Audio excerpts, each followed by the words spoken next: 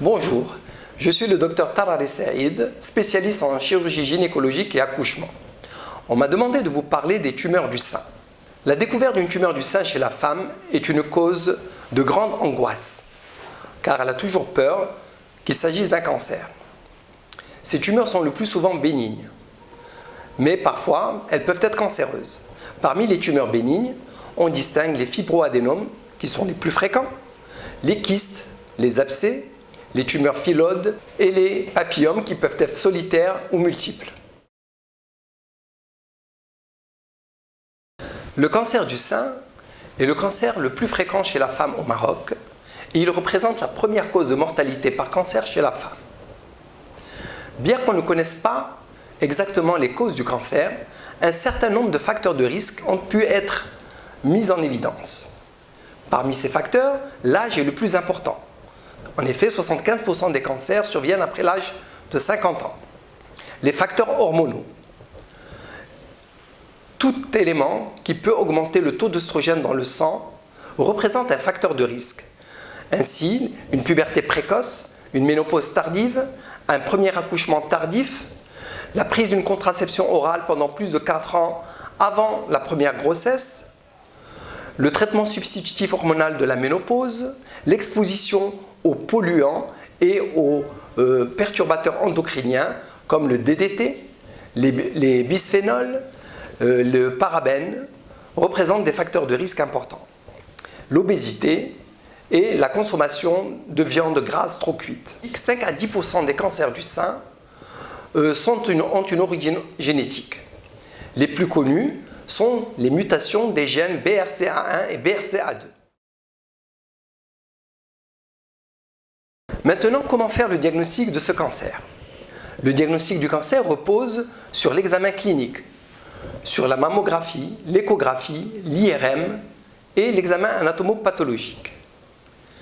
L'examen clinique repose sur la palpation du sein qui va retrouver une boule mobile ou fixe, souvent signalée par la femme elle-même.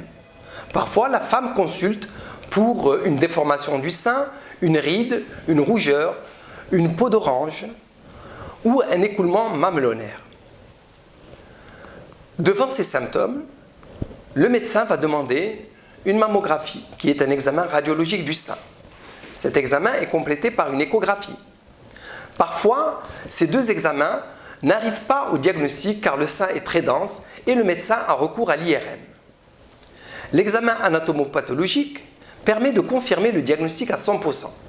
Il est réalisé par une biopsie à l'aiguille, avec une grosse aiguille, ou bien par ablation de la tumeur. Pour le traitement, lorsqu'il s'agit d'une tumeur bénigne, le traitement est simple.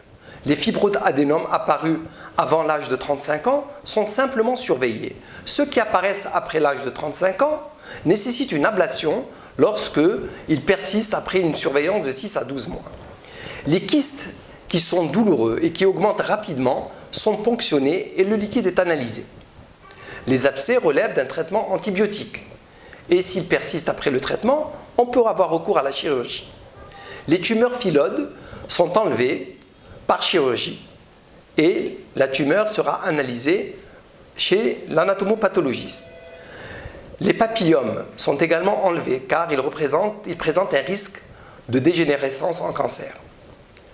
Pour les cancers, le traitement est chirurgical, radiothérapique, chimiothérapique, hormonal et avec des thérapies ciblées. Pour la chirurgie, on distingue l'ablation de la tumeur et le curage axillaire. L'ablation de la tumeur peut se faire soit par une tumorectomie, c'est-à-dire l'ablation de la tumeur seule lorsqu'elle est toute petite. Lorsque la tumeur est plus grande, on va avoir recours à une quadrantectomie, c'est-à-dire l'ablation du cadran du sein. Lorsque la tumeur est encore plus grande, on peut avoir recours à la mammectomie, c'est-à-dire l'ablation de tout le sein, qui est devenu exceptionnel. Le curage axillaire, c'est l'ablation des ganglions situés dans le creux de l'aisselle. Le curage axillaire présente des effets secondaires à type de lymphœdème, c'est-à-dire de gros bras et de douleur. C'est pour cela que la technique du ganglion sentinelle a été mise au point. Le ganglion sentinelle est le premier relais du drainage lymphatique des tumeurs. Grâce à un colorant ou à un produit radioactif, nous repérons le ganglion sentinelle. Après son ablation, on l'analyse et s'il est sain, non touché par le cancer, on ne fait pas de curage ganglionnaire. La radiothérapie, elle consiste en une irradiation du sein et du foyer de la tumeur. Parfois, on y associe une curithérapie. Elle se fait en 12 séances, à titre de 2 séances par semaine pendant 6 semaines.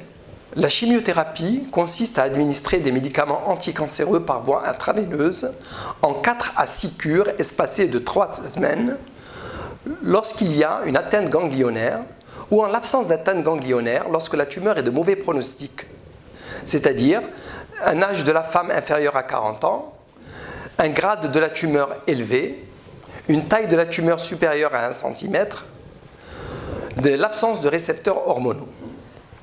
Lorsque la tumeur est de grande taille supérieure à 3 cm, on peut avoir recours à la chimiothérapie avant la chirurgie pour réduire la taille de la tumeur et faire bénéficier la femme d'un traitement conservateur sans ablation du sein. L'hormonothérapie est indiquée lorsque la tumeur est hormonosensible, c'est-à-dire qu'elle présente des récepteurs hormonaux aux œstrogènes et à la progestérone. Les traitements hormonaux agissent en bloquant les récepteurs aux œstrogènes grâce aux anti-œstrogènes comme le tamoxifène ou en diminuant le taux d'œstrogène circulant dans le sang grâce à la castration ou aux anti-aromatases. Les derniers traitements sont représentés par les thérapies ciblées. Elles consistent en l'administration de petites molécules qui interfèrent avec la croissance de la cellule cancéreuse. C'est le cas des anti-HER2. Donc, comment prévenir la survenue du cancer du sein? La prévention consiste à éviter les facteurs de risque que nous avons vus plus haut. Mais surtout, elle consiste à faire un dépistage précoce. Car plus la tumeur est dépistée tôt, plus la femme a de chances de guérir à 100%. Le dépistage précoce doit se faire grâce à la palpation de la femme elle-même de son sein régulièrement et par la consultation de son gynécologue au moins une fois par an. Le dépistage mammographique doit se faire tous les 2 ans à partir de 40 ans. Je vous remercie.